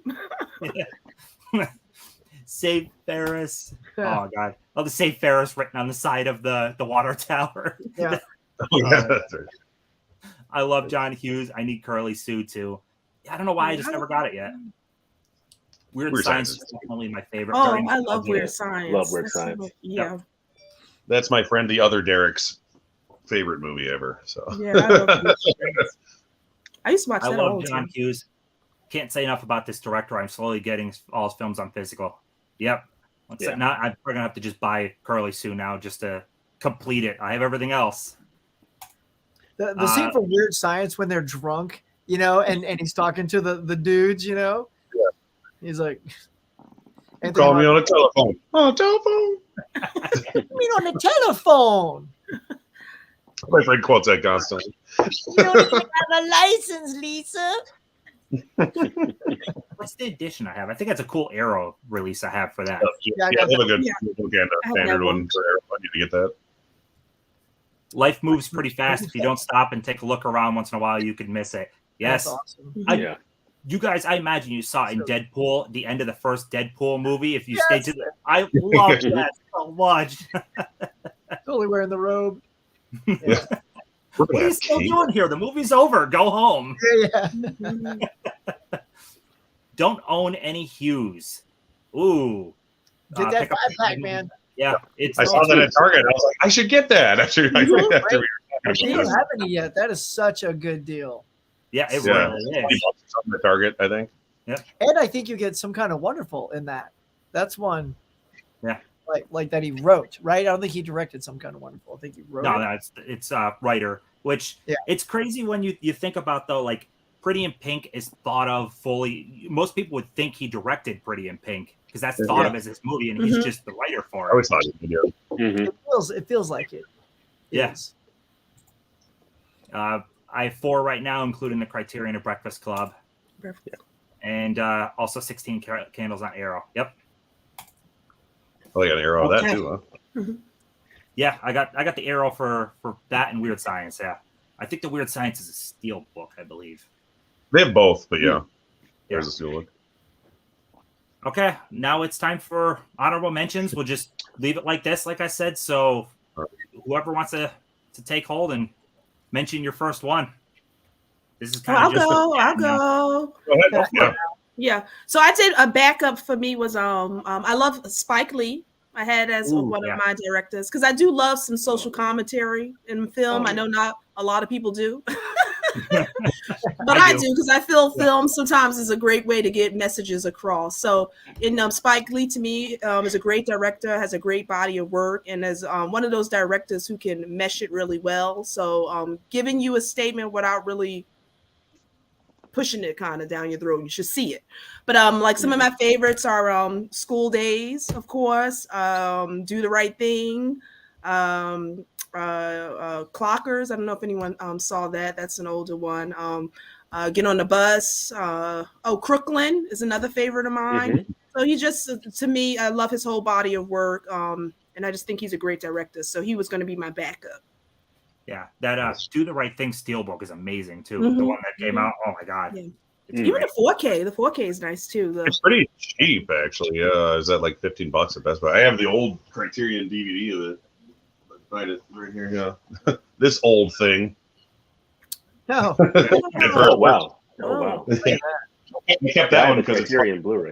100, and I have that whole collection up here. So, And I'm not misremembering. Inside Man is his, right? Oh yes, yes. Yes. Mhm. I loved Inside Man. That's Mhm. great. It's one of his more like straightforward Hollywood type movies, but it's very well done. yeah, I love Black Klansman. Yeah, oh, that's a great one too. Yeah. Of all Yeah, the movies I've seen, yep, that's a great one. This is so funny. I literally just got this in the mail yesterday. Ooh, that's nice. Is that that steelbook off Zombie or whatever? Yeah. It's that. I think it's Yeah. Both That's I nice. kind of want that. Same steel book. I don't have it yet for my Best Picture collection. I need to get that still. This a very good movie. Nice. And I also like That's good. I also like Very Five Bloods from 2020 from 2020. I didn't get Five to see Bloods. that one yet. Oh pretty yeah, good. yeah, James. That was on streaming. Yeah. It's on Netflix. Yeah. Delroy Lindo was just brilliant. Well, great And actor. one of Chadwick Boseman's last roles. Mhm. So, Yeah, I love Delroy. Yeah. I think he's so underrated. Great actor. mhm. One of my favorite movies of his, even though it's not really his movie, he's a secondary character, but I freaking love The Last Castle from 2001 with James Gandolfini, and Delroy Lindo is the general above him that keeps coming every time they keep calling him in, trying to, James Gandolfini is a terrible warden, remove him. Yeah, it's so good. Yeah, I gotta add that because I've been wanting to see that. Yeah, it's excellent. I kept waiting for a Blu-ray for years, and it finally came. Came on when I was working at the theater. I thought you were going to say The Core because Delroy Lindo's in that. I enjoy the hell out of The Core, but the core the core is not good. It's cheesy as hell. It's a good time. But Yeah, you can throw it on. You can throw it on. Yes, Just- yeah, And it's really absolutely. pricey, I think, oddly enough. It's like, It's a shout select, isn't it? yeah, it's like Yeah. way too much So it's for like 20. It's $20 like for LA. $22.99. It comes out. Yeah. It's actually this week. It comes out. Yeah, What is it? How much is it? $22.99. I Oh, think $22.99. It's too much for the core. Too rich for you, right, Huck? Too much. for the core. For that movie, yeah. Yeah, for that Wait for movie. the Yeah. Good. He was in everything in 2001, 2002 or so. Delroy Gone in Lindo was 60 in seconds. every movie. He was in The One with Jet Li. I remember I watched that 5 times in theaters. Yeah. Oh, yeah. Because I worked there and it was free. Yeah, I remember being on everything. So, Well, I got to back up. all right, go for it. All right, look, I'm just going to cut to the chase. We've all been waiting for this. As a child of the 80s, I would be remiss if I didn't bring up Mr. Spielberg. Yes. Right. And I have to do it because his filmography really is important to me. Like Mhm. that is my era. That is my time of just going to the movies. And I remember going to Raiders of the Lost Ark. In fact, the decade that I chose, that was very tricky because I had to leave off Jaws and Close Encounters because for me, although I saw Close Encounters in the theater, I didn't see Jaws in the theater, but I did see Raiders. And I can tell you, when I saw Raiders of the Lost Ark, I didn't know anything about it. And when I came out, like my mind was blown. Like I could not wait to see that film again. I was just like, what does this feel like? When I saw the posters and stuff, I thought it's a Western. What is this thing? And it is, I just did, if you guys check out my channel later, but I just did a top 15 films in my collection that I think are perfect movies. Not necessarily the best movies of all time, but I think that they are perfect. And that is one of them. And so, so I start the decade off with at 81 to 90, and that's Raiders, E.T., Twilight Zone, his segment in Twilight Zone, Indiana Jones and the Temple of Doom, Color Purple, Empire of the Sun, Always, which personally I absolutely love that film. I think it gets not enough talked about. It's a sweet movie. Yeah. It's so sweet. Holly Hunter is, oh my God, like that's what I fell in love with Holly Hunter from that. And then that just made me go back and watch the Coens, like Raising Arizona and just everything she does. I love. And when she was in broadcast news, God, she was so good. Holly is amazing. Awesome. One of my favorites.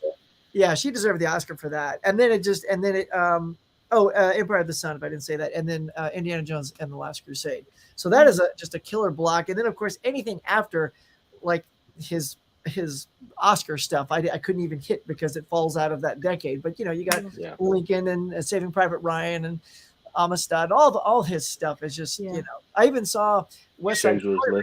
I don't know if you guys saw West Side Story, but I really enjoyed it. I don't know. I think people love to attack really great people and instantly say their thing sucks. Well, I mean, okay, that's cool, but I don't think it did. You have to watch that. But Color Purple is in my top for me. Favorite films of all time is is the top. So Color Purple is one of my favorite movies. Yeah, it's my favorite of Spielberg's. Yeah, mine too, James. Yep. My all-time favorite movie is Jurassic Park. So Spielberg gave me my all-time favorite. Yep, it's on my list too, Tim. That's another. Yeah, that is the West Side Story. I got to see this. You gotta watch that. I gotta watch it. Watch that. So. It's on Disney Plus. I've been meaning to watch that. So pre-Oscars, I have an opinion for West Side Story. So I know there was a lot of flack he was getting because it was a remake and remakes aren't needed and all that stuff. I have an opinion. If something is an adaptation of a book, a play, something like that, just because it's been done really well once before, doesn't mean someone else should not be allowed to tackle it in the future. I agree. So, Spielberg absolutely loved West Side Story, and I all the power to him. Like I think anybody should be able to do their own version if they want. So it's just one of those things. I know he was getting a lot of flack for don't remake it. But the thing like that, Tim, though, things like you're saying, everyone deserves a chance to remake. There's a whole generation. I know, James, you love older stuff, so you'll probably click with this, is who've never seen, including me, I'll tell you, I've never seen the original West Side Story. I'm part of that culture, right? Yeah. But because he made it, and he is absolutely one of my favorites, I watched it because it's him. So he now got me to see that. Rita Moreno's in it, and I know she's like one of our few. She's an EGOT baby, so I'm looking forward to seeing the original and seeing what she did, what Rita Moreno did in that original. So because of that, now I want to see the other one. Yeah. And until then, I grew up on the story, so I'm so excited. And I love Spielberg, so it was one of those things where it's like, this doesn't need to happen, but I love Spielberg so much. And I love West Side Story because my sister and my mom made me watch it every 5 minutes as a child. And I own it. It's in my AFI collection, and it's great. Yeah. I just have to have the time to watch it. Children around and stuff. It's tough to do with the 2.5 hour long musical. Yeah, it's a little long. One of my other favorite Spielbergs too. I love Duel. Duel is so good. Dennis Hopper. Right? Yeah. No. Weaver. Yeah. Dennis Weaver. Which actually, so Spielberg got him because he loved him in Touch of Evil. As the night clerk, he loved him in that, and that's why he casted him in Duel. Oh wow! Yeah, really? Okay. So I love it though. When you watch that, you totally see that's where this guy came from. Like you see all the early traits of Spielberg for a little TV movie. And how many TV movies? How many TV movies transition to them becoming a theater movie after? Because it did that well. Yep. I remember seeing that. It's a gripping little. It's funny because it's like one of these just like a haunted car kind of thing. And and then what do we get in the future? You get like Christine, the car, the car. Yeah. All these possessed car movies came out. Yeah. I love though in Duel you don't see the truck driver at all. You don't need to. Yeah. It's so good. The whole Jaws with that whole restaurant scene where he knows the guy is there but doesn't know who he is. Oh my god! So that's supposedly getting a 4K coming up, and I can't wait for that. Oh really? Okay. Yeah, it was one of rumored 4Ks, so it's not official, but I'm hoping the rumor came from somewhere, and it's gonna happen. Yeah. All right. Well, I guess I'll jump in with one of my other 6 alternates here. I'm gonna go with Brian De Palma. Who's I love his films. Of Nice. course, one of my favorite films of his, Carrie. So I guess I'm going De Palma from 1976 to 85. So this is Carrie from 1976, I think, with Sissy Spacek, John Travolta, Piper Laurie, just playing her mother, just absolutely fantastic. There was a remake of this film. I think there may have been a couple of remakes. There was one remake that stars Chloe Grace Moretz and Yeah, from Julianne 2009. Moore, which it's pretty good, but it's not this. It's fantastic. Love Carrie. Of course, this is Dressed to Kill from 1980 with Angela Dickinson and Michael Caine. Love this film. Really, really good film, and this is a nice Criterion edition of this film. Mr. De Palma, probably one of my favorite. This is one of my first Criterion editions I've ever picked up, and this is Blowout. I Blowout. just Blowout. John Travolta, probably outside of Pulp Fiction, maybe his best performance. I love this film. This is one of those films it shows you the movie making process. He's a sound man, and he's able to combine sound. It's essentially Blow Up. Yeah, it's Inspired essentially by- a remake of this. Yes. Yeah, and that one, the guy's a photographer. And in this one, he's a sound guy. And I love movies about making movies. And what's great about this is you see the antiquated equipment from the 70s that he was working with. And it's just so cool, Love it. I love Travolta. I just watched Dressed to Shortly Kill after- for the first time too, like a couple of weeks ago. It was Okay. very interesting. It's like Psycho. It's like the best way I can describe it. It's Psycho with a cross-dresser. Yeah. If you haven't seen Dressed to Kill, that's what it is. With this Psycho, so yeah, cross-dresser. Yeah. And speaking of Psycho, Al Pacino goes Psycho in Scarface, Scarface. So this is just a great film from De Palma from 1984 or whatever, what have you. So this is definitely in the mix, along with films like Body Doubles, also is in that same decade. So Brian De Palma, I just love his films. He's brilliant. He went on to do Mission Impossible, the first Mission Impossible film, with Tom Cruise and Untouchables. So That was good. Yeah. great director. I love him. nice pick. Yeah, that's a really good one. So, He's someone I never got into until recently. I love Phantom of the Paradise too. Mhm. I like old De Well, I haven't Palma. seen that one. Old weird De Palma. That's a weird one. Yeah. Yeah, I haven't seen that one, but Yeah, it's on Scream Factory has it. I think it's Okay. still in print. cool. You guys got some backups, Derek or Tim? yeah, Derek, do you want to go or do you want? Sure. No. If you can't see my shirt, Here we go. Oh, John Carpenter. Carpenter, yeah. Of course. I'll grab it. Hold on. I got it prepped here. I didn't want to pick him because Tim picked him for the composer one last time. So, Yeah, but you can't compete with this. he's good. He's so good. I did 78 through 87 is what I picked. So you got Halloween, The Fog, Escape from New York, The Thing, Christine, Starman, Big Trouble in Little China, and The Nice. Prince of Darkness, That's which is awesome. extremely underrated. It's one of my favorite John Carpenter movies Mhm. of all time. Yeah. I had to cut off They Live, but you got to have Halloween in there. Oh yeah, And yeah. that's the struggle with the scores because it's like it's one or the other. And score wise, I can leave off the original Halloween because Halloween 2's score is similar enough. But Right. for the movie itself, oh damn, that's tough. Oh no, Yeah. I always gotta keep Halloween. I was going to pick him for score if he would have done the Thing score instead of Ennio Morricone. I was going to pick John Carpenter, which I'm glad I didn't for your sake. Yeah. But I thought about him for this, but I'm like, I can't pick him for score and then pick him for director. Yeah. Like, I just that's why I didn't Yeah. go. Let's Like, keep it yeah, back up. let's go. I think that's in the box. I'll just keep doing streams where I could specifically talk about John Carpenter. That's all. Yeah, right? Just make a show. Worth So- doing. I will. I'm actually going to bring up, I think, the oldest choice by quite a bit, and that is Frank Capra from 1930 to 1939.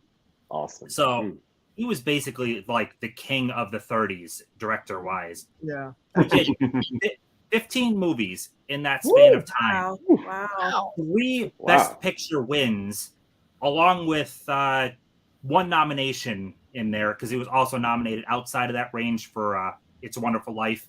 I couldn't fit It's a Wonderful Life into here, but just in this time span of 30 to 39, you got Ladies of Leisure, Rain and Shine, Dirigible, Miracle Woman, Platinum Blonde, Forbidden, American Madness, Bitter Tea of General Yen, Lady for a Day, that's great.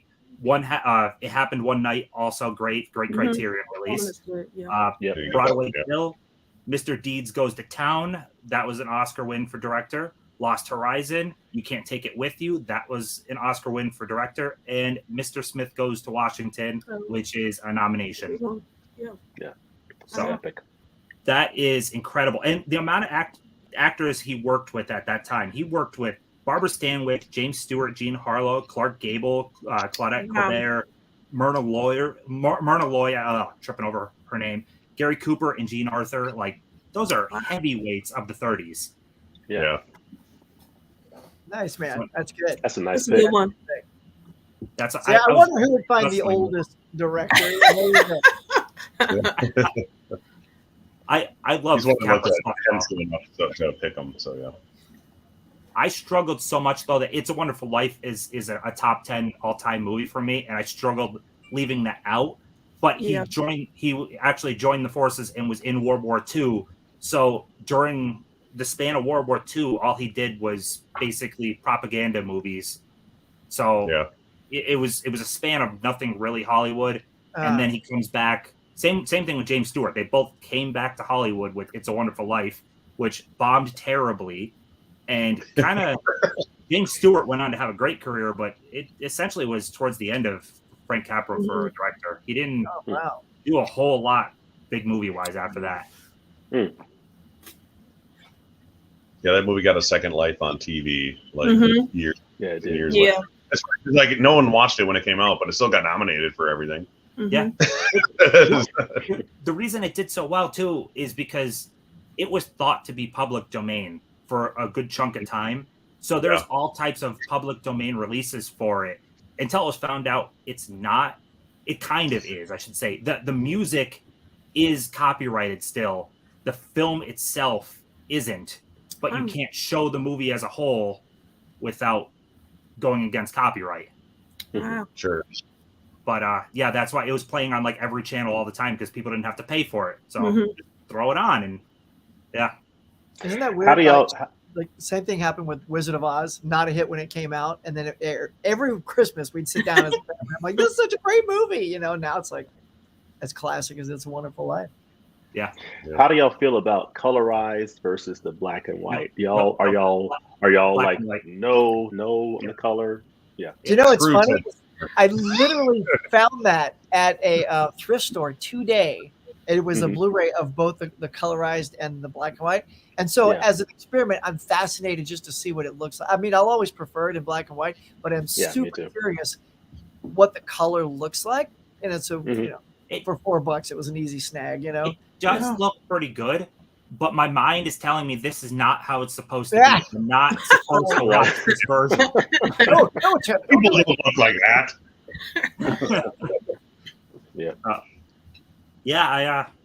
I'll run through the comments right now, and then if anyone else had any other ones they wanted to bring up, you can. Yeah, we actually made pretty good time and talked about a lot of directors. And maybe we could bullet time some of our others. Yeah. Just bump, bump, bump. Yep. Evolve. Some Kind of Wonderful is a great film. Absolutely. I think a Spike Lee Criterion box set needs to be made. Yeah, that would be nice. Tony. That would be nice. Yeah. Criterion box set. So expensive. I second that, Tony. Nothing's too expensive for Huck. He's got the chicken voice. Chicken boy. I was looking at pictures of you in that movie after I saw your stream. That gravy train ended in the mid-90s, my friend. Last residual check was like 17 cents. Really? Yeah. Oh my God. Yeah, because like as your movie gets released on media, DVD was the last media that it was released on that I got like a tiny check for. And then, that's why you need a Blu-ray. I know. You get Vinegar Syndrome to make that 4K for you. You know, if anyone did it, it would be Vinegar Syndrome. Totally, absolutely. Everyone interprets books differently, so somehow someone new can shape it into their thinking. Yeah. Yep. That's why even To Kill a Mockingbird, the book is great, the play is great, the movie is great. Mm-hmm. I'm perfectly okay if someone else wants to reinterpret To Kill a Mockingbird. Yep. Mm-hmm.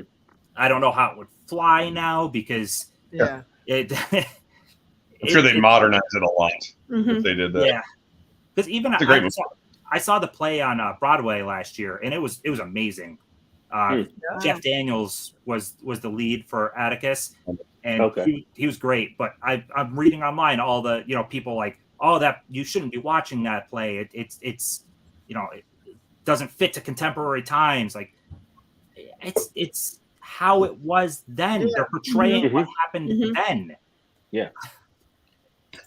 That's just people trying to fit in. Yeah. It's, Nowadays with their complaining about everything. What's this? How have you not seen the OG West Side Story, Huck? It's so damn good. Definitely a must add to the collection. Well, this is the thing. There's a whole a lot of those old musicals like Oklahoma, West Side Story. That was just never my jam growing up. So as a young kid, I was all about Spielberg stuff or James Bond movies or whatever. So now as I'm getting older, I'm appreciating that's why I grabbed the Hitchcock box. I'm like, how I need to fill that gap. I need to start watching more musicals. So I'm sorry I let you guys down, but I'll watch it. Have you seen Singing in the Rain? I love Singing in the Rain. I love it. I've seen I'm so happy that's coming out on 4K. Coming out. Yeah, and it has a nice a couple of nice steel books. Yeah, coming out. I'm gonna snag that. I'll check that It out. is such a wonderful movie, and that Make 'Em Laugh dance number with Donald O'Connor. Oh my God, it's incredible.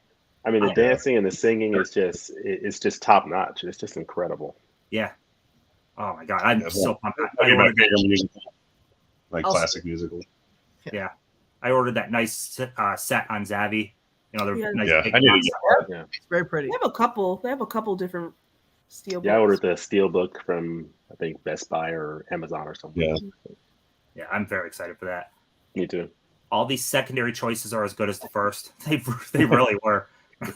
That's why we all struggled with who to pick because I know. Yeah. De Palma, my top 3. Okay. I have both versions of Carrie James. I love both, but the original is No Any Remakes Can Touch. Yeah. Yeah. I agree. The original is way better. This is the Criterion. So definitely worth picking up during one of the sales. Yeah, it's really good. I love that. I bought them both last year during the sale. Movies with Ryan actually got it. Yeah, it's the Criterion. Is there 2 different covers for it? I have the one that James has. So that's he showed Blow Out. Is Blow Out and Blow Up. Yeah, we'll do this again. Yeah. Blow out, blow up, and blow out. Where's my camera? There it is. 2 different movies. Yeah. Two different movies that are essentially a remake of one another. Yeah. But yeah, they're both. Yeah, Blow Out's amazing. I haven't watched Blow Out yet. They're both pick them both up during a sale. Honestly, they're both worth it. It's fantastic. I bought Blow Up just because I like Blow Out so much. Yeah. The Travolta one is a remake of the one Tim held up. Both are Criterion. Original is Blow Up and remake is Blow Out. Yep. Yeah. I'll pick up the original. Yep. All right, good. Definitely. I'm curious what you would think of it. I can't believe no one has chosen Carl. How come I can't? Theodore Dreyer. Yeah. Yeah. What? I can't think. Yeah. The only thing I've seen of his is The Passion of Joan of Arc, which has a Criterion edition silent film, and it is. And that Criterion edition is, if you like silent films, is amazing. It gives you a choice of different compositions to play during it, music choices. Ooh. So and it's just fantastic. Is he generally a silent era then? Silent era, yeah. Okay, yeah. Okay. I need to dive more into silent era. Yeah, me too. I've only seen really a handful of silent movies, to be honest. Yeah. So I need more. But that's more knowledge on that. The Passion of Joan of Arc is a good one. That's a good one. I'll add it. Yeah, I'll pick that up in the next sale. Huck, you need to watch Blowout after the stream. I got it, man. I'm Yeah, ready. he has it. He has it. Open, y'all. Let's go. Oh, there. Flashing There it John is. Hart, yeah. Yep. This is why you need to collect physical media, because you just never know when something could get canceled or removed from streaming forever. Yep, pretty much. Feel you, man. I like to be in control. Some silent films are meant to have a color portions that are... Yeah, so I didn't know that at first about different colored sections of silent films, because like I said, silent movies are kind of not something I've dived too much into. But I watched the Paramount Presents for... why can't I think what the name of the movie is? I freaking... Is it I Wings? did a video on it, too. What was it? Wings? Is it Wings? No.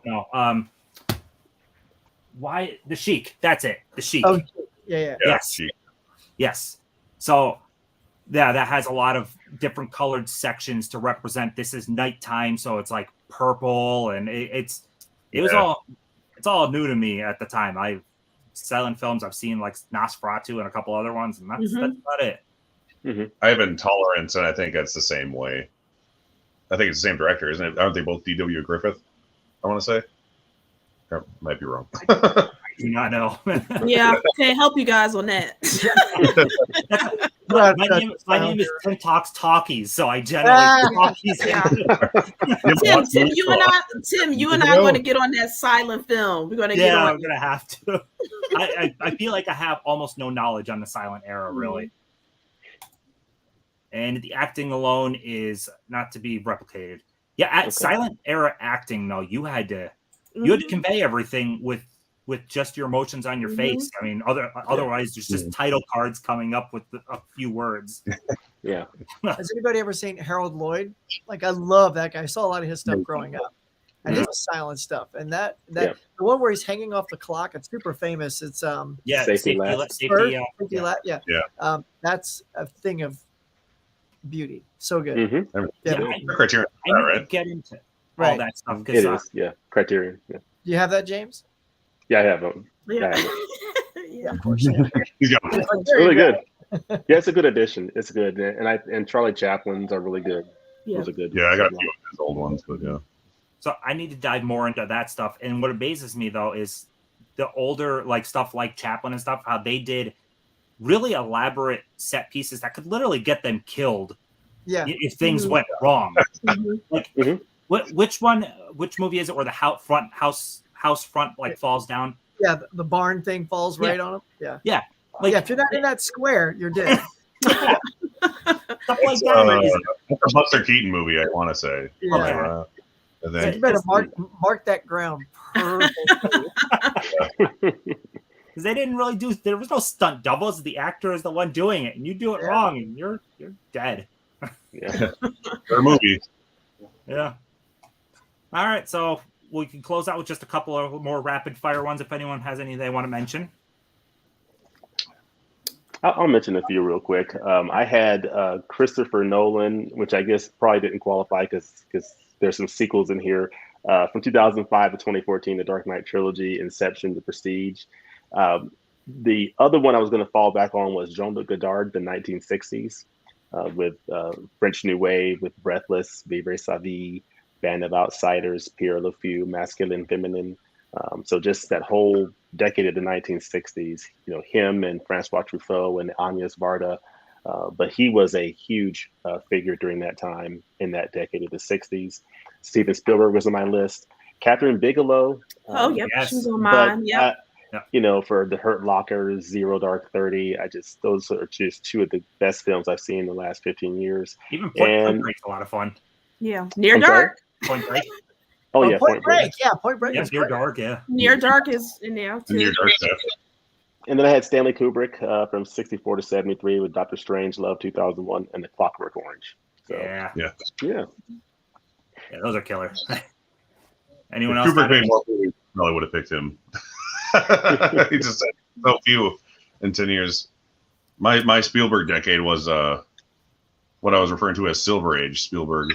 I was going to do 93 to 2002, where you get Jurassic Park, Schindler's List, all the way up to Catch Me If You Can and Minority Report, which perfect. That's a good one. extremely And it's so good. That would essentially be And what he's I would getting think. All of his Oscar wins essentially were in that time period, too, which is Yeah. surprising. Well, I had. Oh, go ahead. Huck.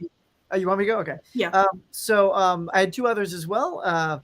Now, also growing up, very influential as a redhead. We're not represented very much in Hollywood. So God bless Ron Howard for being alive. Oh, yeah. nice. So Ron was literally the one I was teetering with between him and Burton, because I could just, not only did I see Happy Days growing up, and Ron was redhead, but Ralph Malph was redheaded too. There were two of them on the show, so just don't get enough representation. So because of that, it was also hard to pick that little decade. But if I started with the 82 to 91, it was Night Shift, Splash, Cocoon, Gung Ho, Willow, Parenthood, and Backdraft.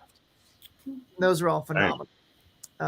For Ron Howard, though, real quick, this one doesn't get love. It's really good. Rush is great. Yes. Yeah, Rush is. Yeah. It's got a Apollo 13.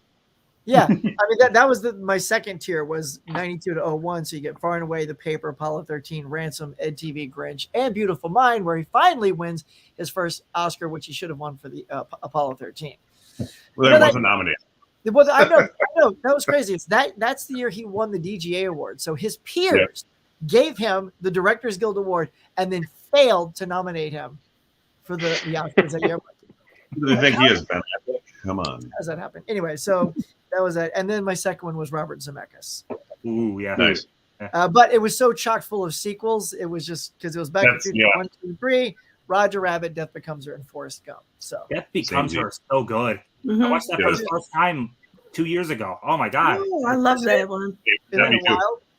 I just got that in. I just got it for the that sale that Best Buy was doing, where you load your cart and it gives you 20% off. Yeah. Toss that Nice. sucker in there, man. So it just came in. Oh, it's so much fun. Yeah. Yeah.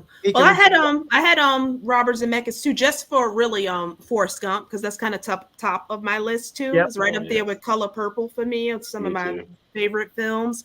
But I did want to highlight some ones who don't have really a big body of work, but really I enjoy, like Barry Jenkins, for like Moonlight, Greta Gerwig with Lady Bird, Dee Rees. I don't know if anyone has seen Pariah. Mudbound is great.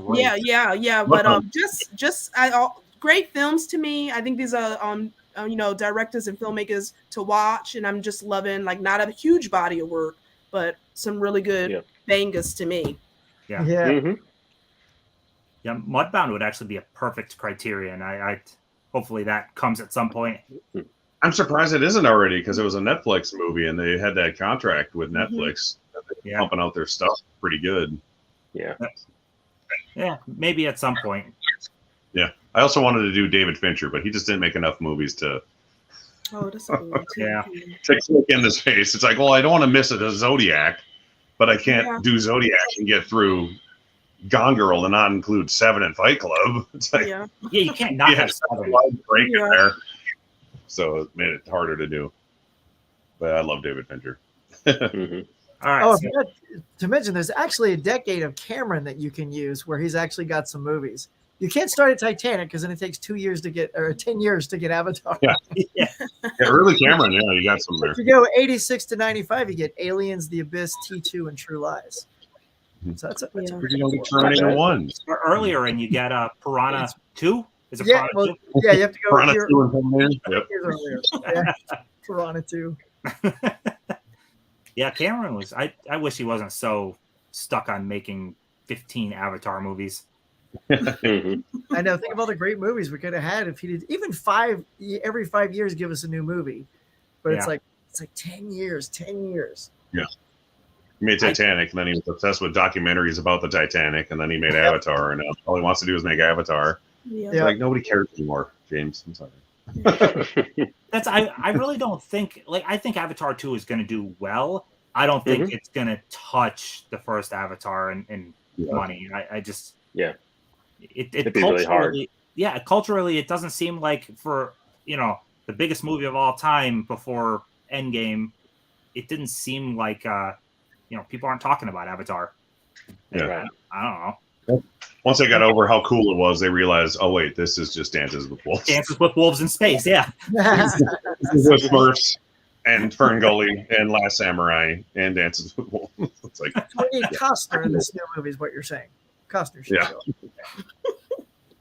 So I'll make one last run through the little bit of comments, and then we'll close out. Everyone can close out yourself, say whatever you want to say, and this has been an awesome stream. And I do have for everybody down below all their links, Instagrams, YouTubes, and all that. So follow, sub, do all of that. I recently started watching some Gloria Swanson silent films. What a brilliant talent she was. Yeah, this stream is really making me. Well, I'm gonna have to. I know. I got my list. I've been adding to my list while Yeah, I got it. It's a gap in my filmography. I gotta do more about that. James, do you have Showa in Criterion? It's hard to watch, but such a good film. I don't have that set yet, but I need to pick that up at some point. But I don't have it yet. Really nice. A really good historical piece about, I believe, about the Holocaust during World War II. So I have not picked that up yet, but I need to. Yeah, I want all Criterion. Like a documentary. I want all of them.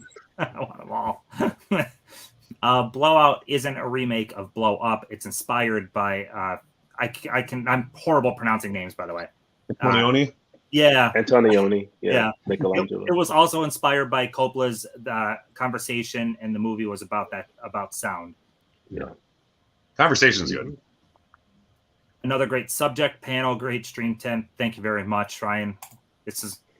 I keep having great panel after great panel. I'm so happy people are willing to talk random subjects with me. I can't wait to see what you're going to pick next for Decade. Yeah, I don't know. Oliver Hoven, that's a good one. Yeah. Cinematography. What was that? Said cinematography. Oh, yeah. That's what we were talking about. Cinematography good idea. would actually be great, but I definitely am going to do a cinematography, but I almost feel like Roger Deakins has to be not talked about. He'll be the John Williams of the. Yeah, John I mean, Deakin is like the rock star of cinematography. So He's excluded. Can't pick him. Yeah, he's my favorite, but he wouldn't have been my choice if we would have done that this time. Paul Verhoeven, yeah, I really, really enjoy RoboCop and Starship Troopers, and I just picked up his new movie, that Benedetta. I got the German 4K for it. Total Recall. I've been seeing that. Yeah, a lot of people grabbed that. Yeah. Such a great stream, Tim and panel. Thank you so much. Mel Brooks. Oh my God, Mel Brooks. I almost did Mel Brooks. I thought about Mel Brooks. Mhm.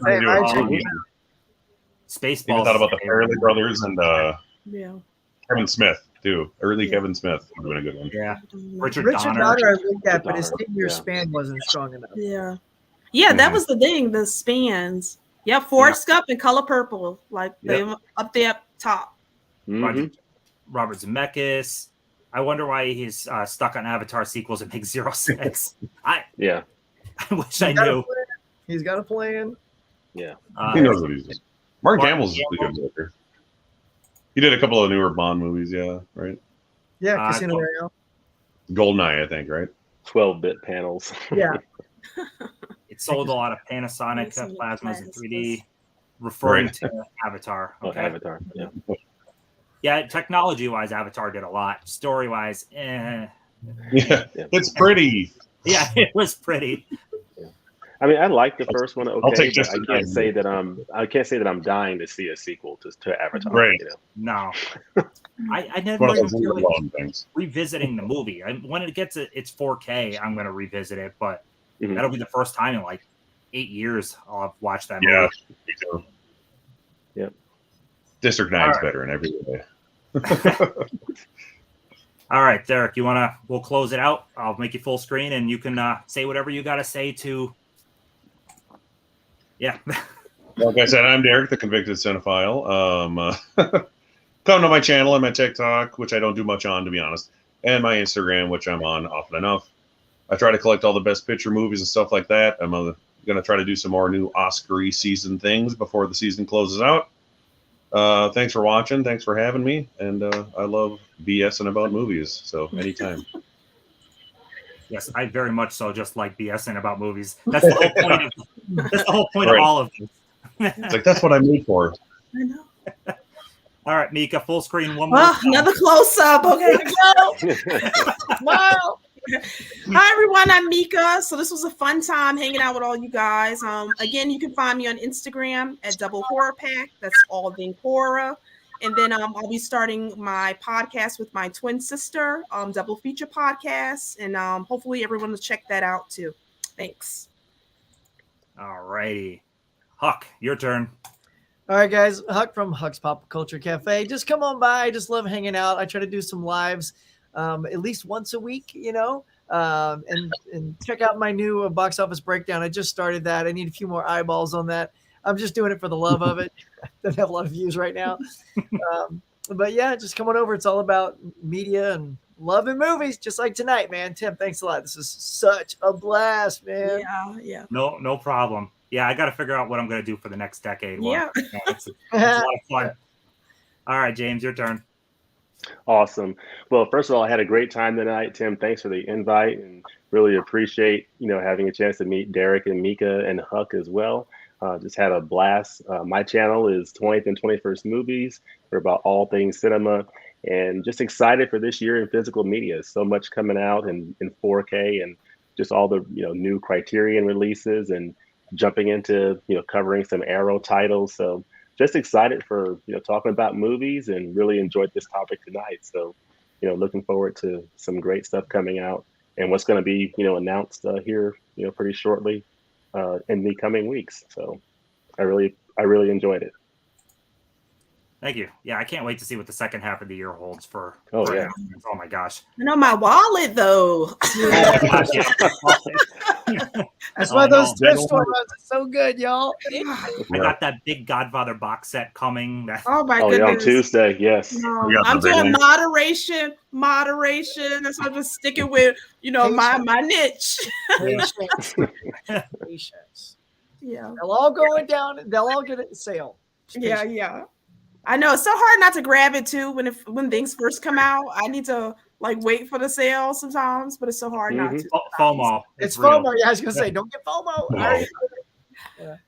All right. So again, everyone's links are down below. Like this video, subscribe to everyone, follow them on Instagram, and right after this, Pop's Movie Dungeon actually has a stream. If you guys wanted to head over that way, I'm gonna be heading right over. But yeah, Pulling all nighter. Yeah.